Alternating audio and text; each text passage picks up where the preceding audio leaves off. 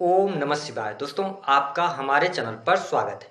आज के इस कार्यक्रम में हम आपको जानकारी देने वाले हैं केतु के नक्षत्र परिवर्तन के प्रभाव के बारे में। जी हाँ, केतु ग्रह 29 मार्च 2026 को अपने स्वयं के नक्षत्र मघा नक्षत्र में प्रवेश करेंगे और यहाँ पर आगामी 5 दिसंबर 2026 तक ये मघा नक्षत्र से ही गोचर करने वाले हैं। तो केतु के इस नक्षत्र परिवर्तन का प्रभाव कन्या लग्न या कन्या राशि वालों पर किस प्रकार से पड़ेगा, इस वीडियो में हम जानेंगे।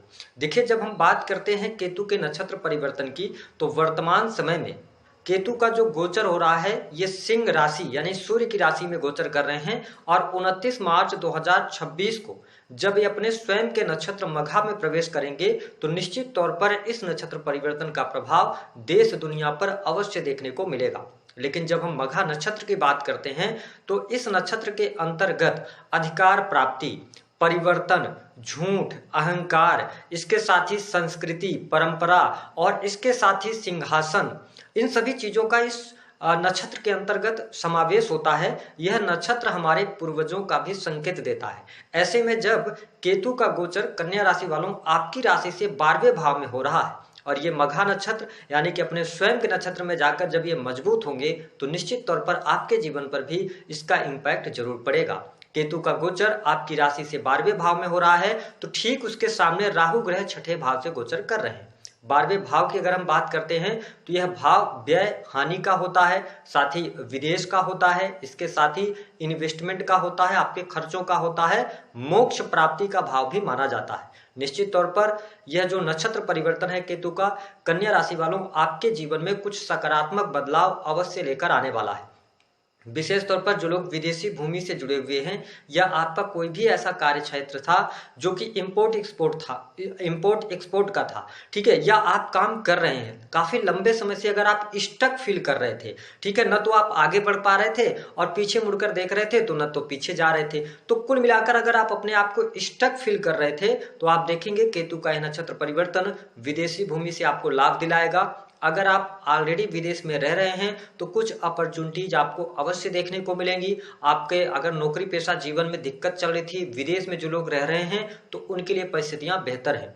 इस गोचर अवधि के दौरान यदि देखा जाए तो 29 मार्च 2026 से लेके 5 दिसंबर 2026 तक आपके खर्च में वृद्धि रहेगी। कुछ आध्यात्मिक चीजों पर भी आप पैसा खर्च करेंगे, यानी कि दान पुण्य के कार्य पर भी आप पैसा खर्च करने वाले हैं। हालांकि जैसे ये मघा नक्षत्र में जाएंगे तो खर्च की अधिकता तो निश्चित तौर पर आपके लिए बढ़ती हुई नजर आ रही है। जो लोग विदेश जाना चाहते हैं, विदेश यात्रा करना चाहते हैं, उनके लिए परिस्थितियां ठीक हैं।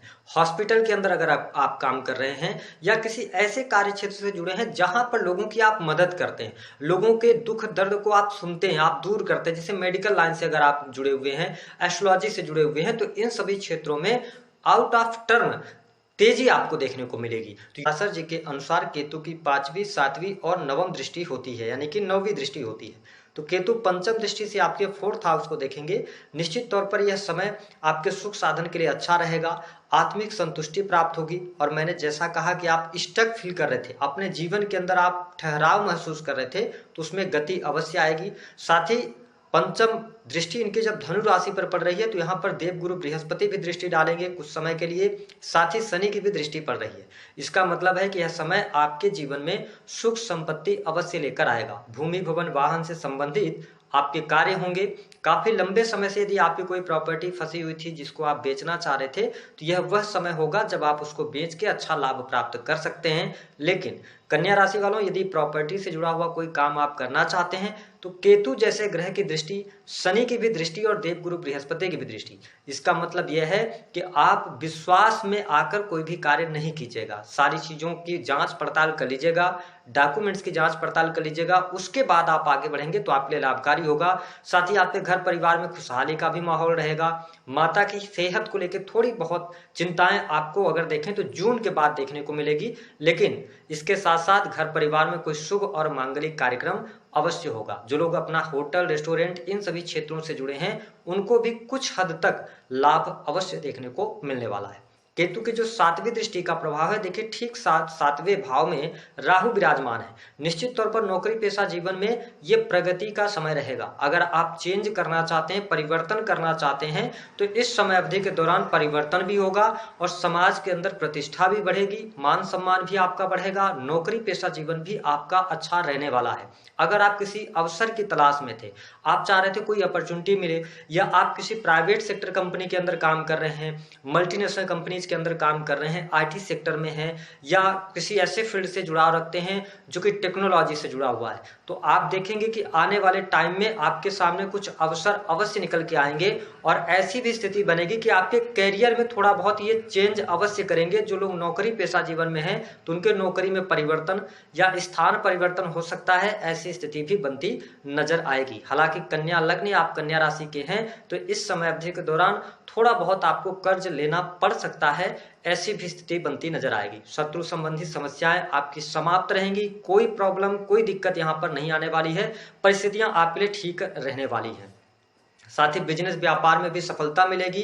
केतु की जो नवम दृष्टि है, देखिए ये अष्टम भाव पर दृष्टि डालेंगे, इसका मतलब मैंने कहा कि आध्यात्मिक प्रगति के लिए समय बहुत अच्छा रहेगा। जो लोग अकल्ट, एस्ट्रोलॉजी, ज्योतिष, तंत्र मंत्र से जुड़ा वह कार्य करते हैं, आध्यात्मिक जीवन से जुड़े हैं, तो यहाँ पर परिस्थिति आपके लिए बहुत अच्छी बनती नजर आएगी। ठीक इसके साथ साथ जो लोग माइनिंग से जुड़े काम करते हैं, इंश्योरेंस वगैरह का काम करते हैं, पॉलिसी बेचने का काम करते हैं, या इन्वेस्टमेंट पोर्टफोलियो के साथ में जुड़े हैं, उनके लिए यह समय काफी अच्छा रहने वाला है। कन्या लग्न या कन्या राशि वालों के लिए अगर देखा जाए तो सामाजिक दायरा आपका बढ़ेगा, परिवर्तन निश्चित तौर पर आपके जीवन में होते हुए नजर आएंगे।